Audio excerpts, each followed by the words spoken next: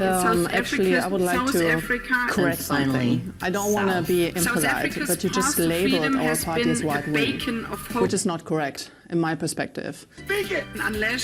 Unleash. Exchange service are not unique. Disinformation. We are really glad that we are not only meeting today. Ich will nicht mehr. Ich kann nicht mehr.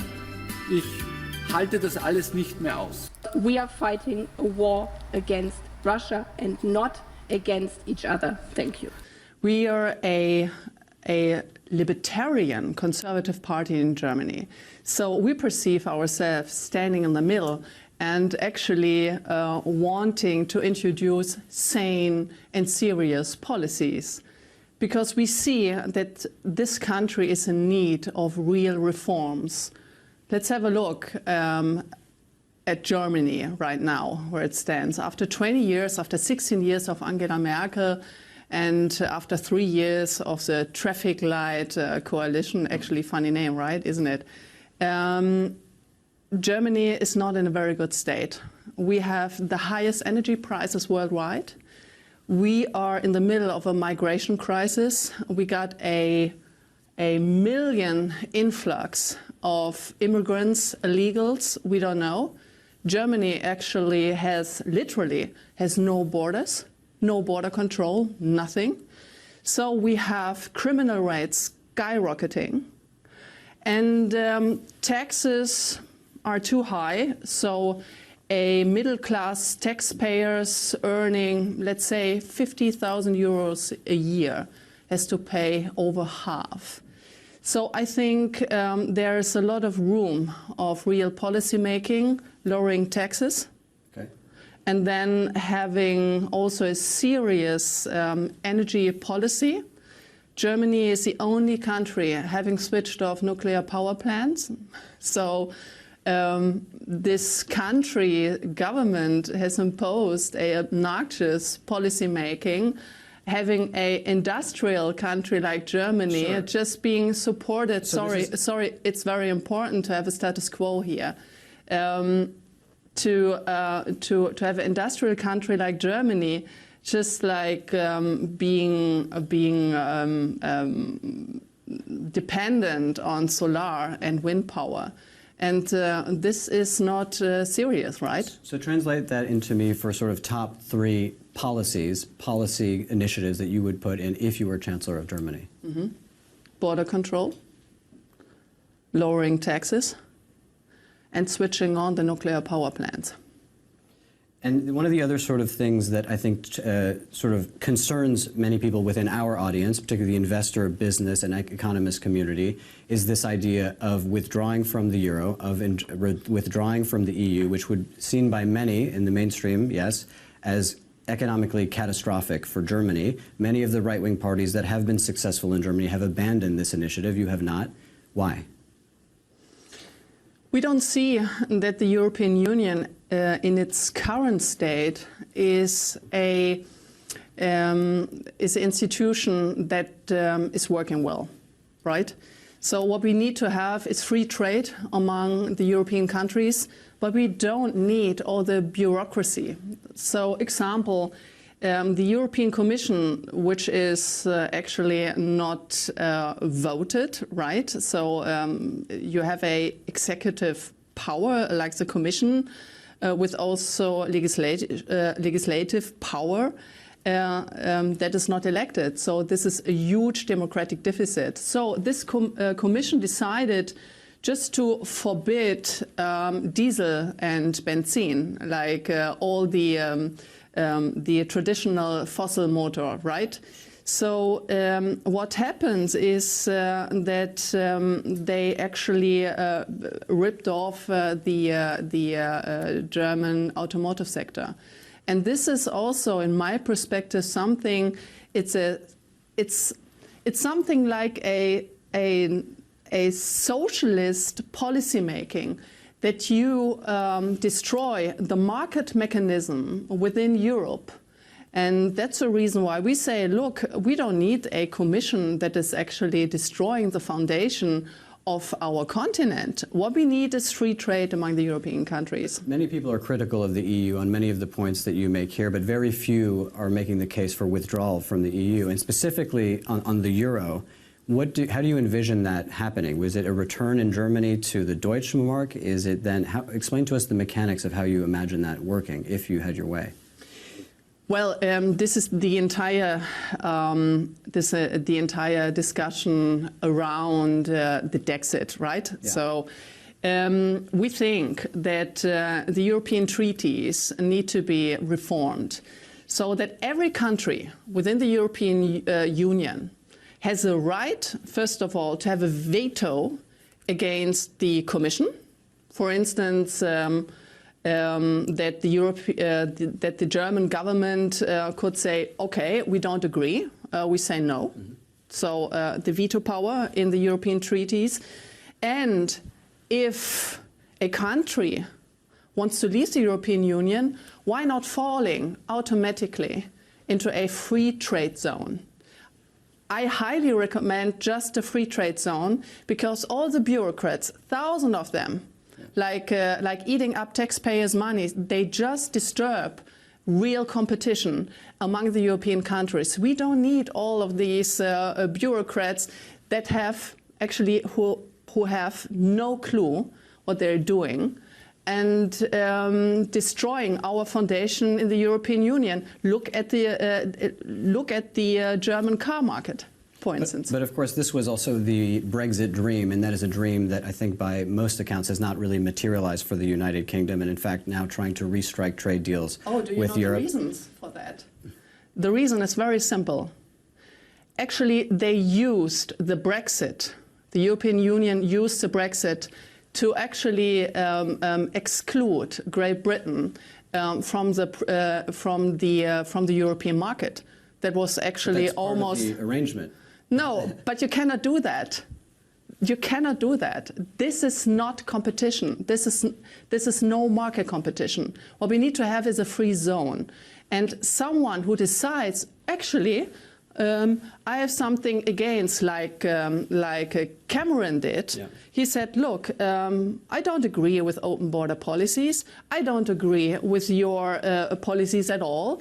So please reform yourself. And if they don't move, it is his right as a sovereign state just to step back and say, look, we step out. But then a country should automatically fall in a free trade zone. Right, but should and do are sort of sometimes different. On the issue of the United States and Donald Trump. No, it is nonsensical. It is nonsensical because the European Union in this current state is not democratic, first of all. And secondly, you have no real competition. May I ask your perspective on the election in the United States, yes, the sure. relationship with Donald Trump and Germany, who maybe shares some of the same views, particularly on immigration, but also in a sort of very nationalist view of things, would be very damaging economically for Germany. How do you imagine that relationship? How damaging do you think that could be to Germany? How does it change your view of the United States as very critical over its influence over Germany and Europe? When I saw the elections in the US, I almost had physical pain how Donald Trump and his family was disparaged by the mainstream media.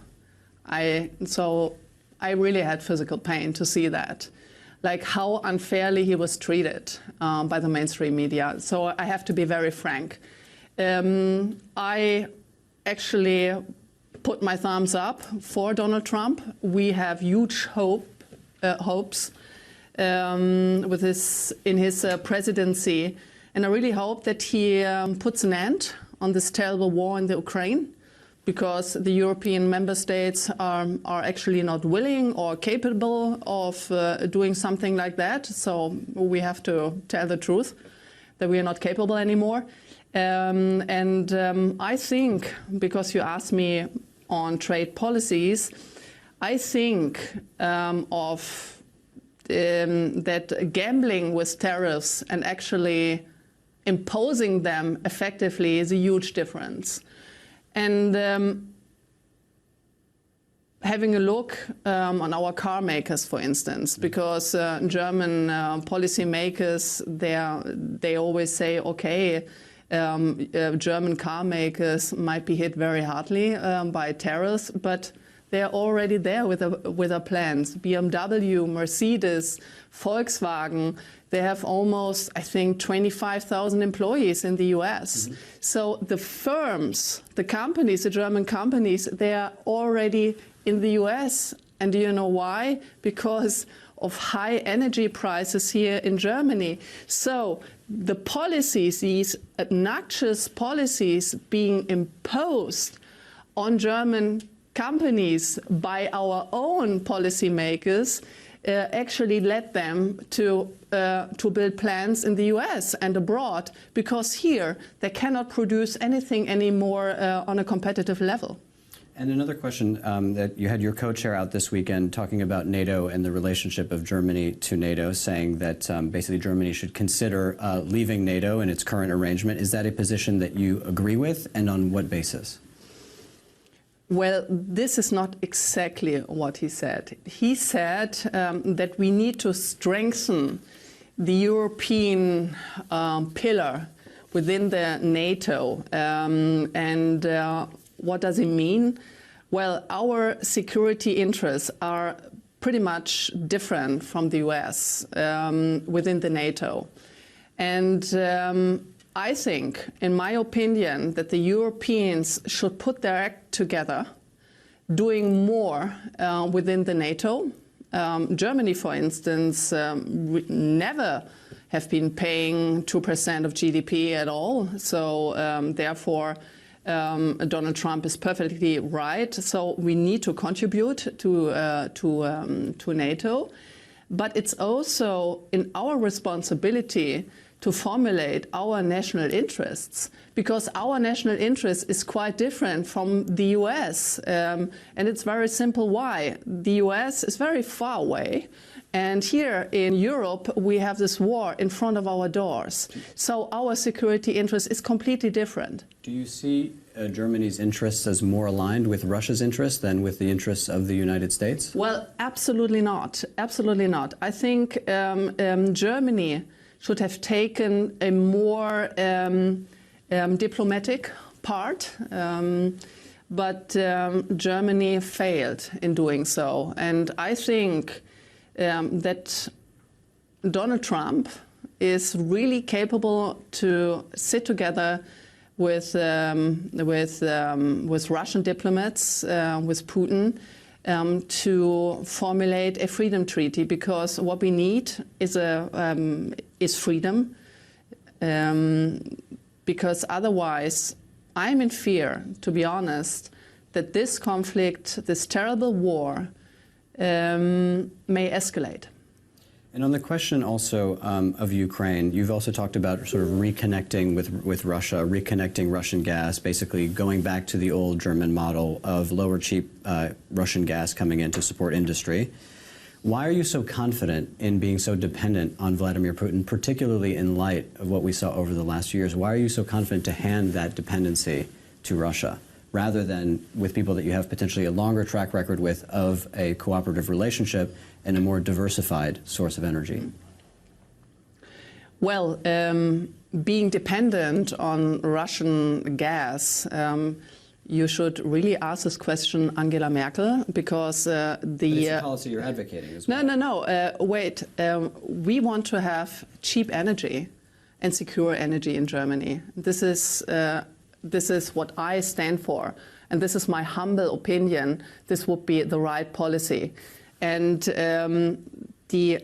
the energy market is highly disturbed in Germany. We are the only industrial country having switched off nuclear power plants. You have to imagine this, right? So what we need to do is going back to cheap and secure energy support. Otherwise, our entire companies get bankrupt or they go abroad. Like thousands of people sit on the streets because the German companies actually go abroad. They go to the US, they go to China, they go to the neighboring countries, because we cannot guarantee energy support anymore. So we need nuclear, we need gas, and we also need coal. All of this, like the solar and wind power plants, you cannot do this in Germany. It's not possible. And you don't need to be a very smart person, actually, to come to this conclusion. This is a funny thing, actually. And on the sort of question of European politics, again, sort of having seen some of the other far-right parties, or you dispute that categorization, absolutely. But some of the parties that say some of the similar things, they have gone more to the center. We think of Le Pen in France, we think of Meloni in Italy. Is that something, an outline, a blueprint that the AfD is willing to follow in order to gain real influence in the German political debate? Or do you think that they have basically sold out? Well, once again, in Germany, or the label far right is being labeled on people or party, like when people go to work, they earn money, they want to have border control. People who want their children to have a very good education, they're all labeled as right-wing. So I don't understand this label. I just suggest everyone to read our program, first of all. And yeah, we are a conservative, libertarian party. And what we want to have is, we want to have a future for the next generation here. And we don't want to have this chaotic politics being imposed on the people. And if you have a look on the Christ Democratic Party, Friedrich Merz, it's a leftist socialist party already. So Chancellor Merkel is the first green chancellor Germany had. She ruined our country. She destroyed our backbone. And this is the responsibility of the CDU, of socialist policymakers.